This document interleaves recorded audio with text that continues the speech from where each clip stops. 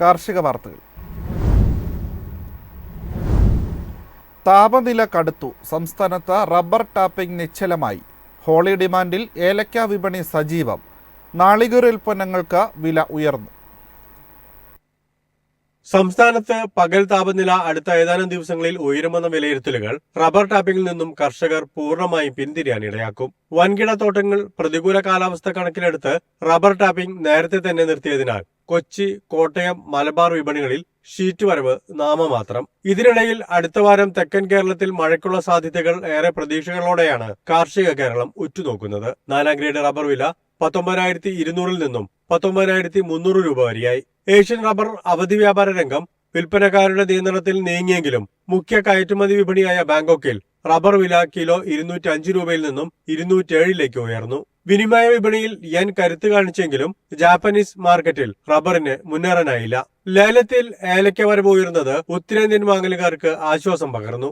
Holy ആഘോഷങ്ങൾ മുന്നിൽ കണ്ട് ഉയർന്ന അളവിൽ ഏലക്ക ശേഖരിക്കുന്നുണ്ട്. ഉത്സവ ദിനങ്ങളിൽ ഡിമാൻഡ് പതിവിലും ഉയരുമെന്നാണ് വിപണി വൃത്തങ്ങളുടെ അനുമാനം. ഇന്ന് നടന്ന 2 ലേലങ്ങളിലായി 80,000 കിലോഗ്രാം ഏലക്ക വിൽപ്പനയ്ക്കെത്തി.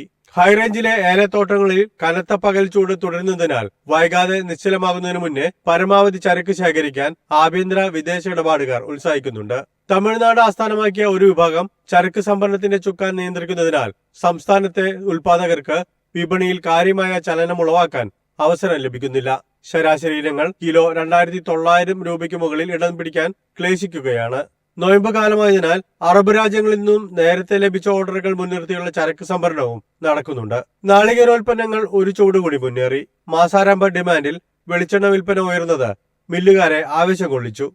തമിഴ്നാട്ടിലെ മില്ലുകാർ സ്റ്റോക്കുള്ള വെളിച്ചെണ്ണയ്ക്ക് ഉയർന്ന വില ആവശ്യപ്പെട്ടത് കേരളത്തിലും നാളികേരോൽപ്പന്നങ്ങളുടെ വില ഉയർത്തി. കാങ്കയം വിപണിയിൽ വെളിച്ചെണ്ണ കിൻഡലിന് 125 രൂപ ഉയർത്തിയെങ്കിലും അവർ ശേഖരിക്കുന്ന കൊപ്രയ്ക്ക് കേവലം 25 രൂപ മാത്രമാണ് തമിഴ്നാട്ടിലെ മില്ലുകാർ ഉയർത്തിയത്. കർഷകർക്ക് ഉയർന്ന വിലയ്ക്കുള്ള സാധ്യതകളെ വ്യവസായികൾ അട്ടിമറിക്കുകയാണ്. News desk MyFin TV. കയറ്റുമതി ആവശ്യകത കുറഞ്ഞു. കൊച്ചിയിലെ ലേലത്തിൽ തേയില വില ഉയർന്നു.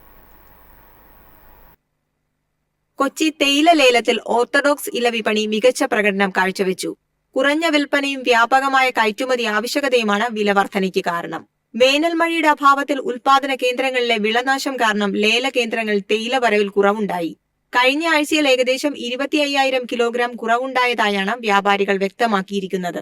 വടക്കേ ഇന്ത്യയിലെ തേയില ഇടിവ് കയറ്റുമതിക്കാരെ കൊച്ചി കേന്ദ്രത്തിലേക്ക് ആകർഷിച്ചു.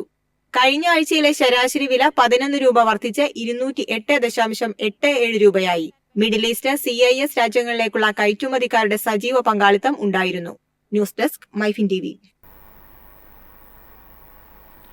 ഇന്ത്യ-US വ്യാപാര കരാർ ചർച്ചകളിൽ കാർഷിക ഉൽപ്പന്നങ്ങൾക്ക് പ്രത്യേക പരിഗണന. താരിഫ് കുറയ്ക്കുന്നതിലൂടെ ഇരു രാജ്യങ്ങൾക്കും ഉൽപ്പന്ന വിപണി വർദ്ധിപ്പിക്കുകയാണ്. ഇന്ത്യയും US-ഉം തമ്മിലുള്ള വ്യാപാര കരാറുമായുള്ള ചർച്ചകളിൽ പ്രധാന ശ്രദ്ധാകേന്ദ്രങ്ങളിലൊന്ന് കാർഷികോൽപ്പന്നങ്ങളാണെന്ന് വിദഗ്ധർ. താരിഫ് കുറയ്ക്കുന്നതിലൂടെയും താരിഫ് ഇതര തടസ്സങ്ങൾ നീക്കം ചെയ്യുന്നതിലൂടെയും ഇരു രാജ്യങ്ങൾക്കും ഉൽപ്പന്നങ്ങളുടെ വിപണി പ്രവേശനം വർദ്ധിപ്പിക്കാൻ കഴിയുമെന്നാണ് വിദഗ്ധരുടെ പക്ഷം. ഇരു രാജ്യങ്ങളും പരസ്പരം മത്സരിക്കാതെ പരസ്പര സഹകരണത്തോടെ പ്രവർത്തിക്കുന്നത് ഗുണം ചെയ്യുമെന്നും ഇവർ വ്യക്തമാക്കി. അതത് കാർഷിക സമൂഹങ്ങളെ ദോഷകരമായി ബാധിക്കാതെ വിവിധ ഇനങ്ങൾക്ക് കൂടുതൽ വിപണി പ്രവേശനം സാധ്യമാക്കുന്നു. പയർവർഗ്ഗങ്ങൾ, ഭക്ഷ്യ എണ്ണ, വന ഉൽപ്പന്നങ്ങൾ, ശീതീകരിച്ച ടർക്കി, താറാവ് എന്നിവ ഇന്ത്യക്ക് US-ൽ നിന്ന് ഇറക്കുമതി ചെയ്യാൻ കഴിയുന്ന ഉൽപ്പന്നങ്ങളാണ്. News desk MyFin TV. സുഗന്ധവ്യഞ്ജന കയറ്റുമതി വർദ്ധിപ്പിക്കാൻ മൂല്യവർധന നടപ്പിലാക്കണമെന്ന കയറ്റുമതിക്കാർ. കയറ്റുമതി 10 ബില്യണിലേക്ക് ഉയർത്തും. 2030 $10 ബില്യൺ കയറ്റുമതി ലക്ഷ്യം കൈവരിക്കുന്നതിനായി ഇന്ത്യ സുഗന്ധവ്യഞ്ജന കയറ്റുമതിയിൽ മൂല്യവർദ്ധിത ഘടകങ്ങളുടെ പങ്ക് വർദ്ധിപ്പിക്കണമെന്ന് കയറ്റുമതിക്കാർ. 2023-24 കാലയളവിൽ ഇന്ത്യയുടെ സുഗന്ധവ്യഞ്ജന കയറ്റുമതി റെക്കോർഡ് $4.4 ബില്യൺ എത്തിയിരുന്നു. കൂടാതെ നടപ്പ് സാമ്പത്തിക വർഷത്തിലെ ഏപ്രിൽ-ജനുവരി കാലയളവിൽ ഏകദേശം 8% വളർച്ച കൈവരിച്ചിരുന്നു. 2030 കയറ്റുമതി ഇരട്ടിയിലധികം വർദ്ധിപ്പിച്ച $10 ബില്യൺ 2047 $25 ബില്യൺ ഉയർത്തുക എന്നതാണ് സർക്കാർ ലക്ഷ്യമിടുന്നത്. കയറ്റുമതിയിലെ മൂല്യവർദ്ധിത ഘടകത്തിന്റെ അളവ് നിലവിൽ 50%. $10 ബില്യൺ എന്ന നില കൈവരിക്കണമെങ്കിൽ മൂല്യവർദ്ധിത ഘടകത്തിന്റെ അളവ് 70% ഉയർത്തണമെന്ന് all India spices exporters forum വ്യക്തമാക്കി. News desk MyFin TV. ഗുജറാത്തിലെ ബനാസ് ഡയറിയിൽ കന്നുകാലി ബീജ ഉൽപാദന യൂണിറ്റ് ഉദ്ഘാടനം ചെയ്തു. പുതിയ യൂണിറ്റിൽ നിന്ന് പ്രതിവർഷം 25 ലക്ഷം ഉയർന്ന നിലവാരമുള്ള ബീജ ഡോസുകൾ ഉൽപ്പാദിപ്പിക്കാനാകും. സംസ്ഥാനത്തെ അലഞ്ഞുതിരിയുന്ന കന്നുകാലി പ്രശ്നം പരിഹരിക്കുന്നതിനൊപ്പം കർഷകർക്കായി കൂടുതൽ പാൽ ഉൽപ്പാദിപ്പിക്കുക എന്നതാണ് ഈ മേക്ക് ഇൻ ഇന്ത്യ ബീജ ലിംഗ തരംതിരിക്കൽ കേന്ദ്രത്തിന്റെ ലക്ഷ്യം. വടക്കൻ ഗുജറാത്തിലുള്ള ബനാസ് ഡയറിയിലെ ആധുനിക ബീജ ഉൽപാദന യൂണിറ്റ് ഗുജറാത്ത് മുഖ്യമന്ത്രി ഭൂപേന്ദ്ര പട്ടേലാണ് ഉദ്ഘാടനം ചെയ്തത്.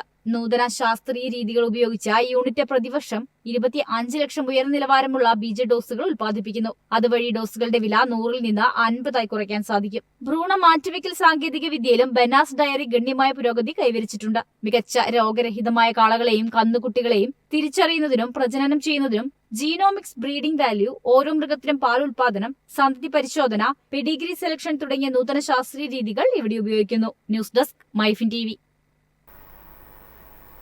കമ്പോള നിലവാരം.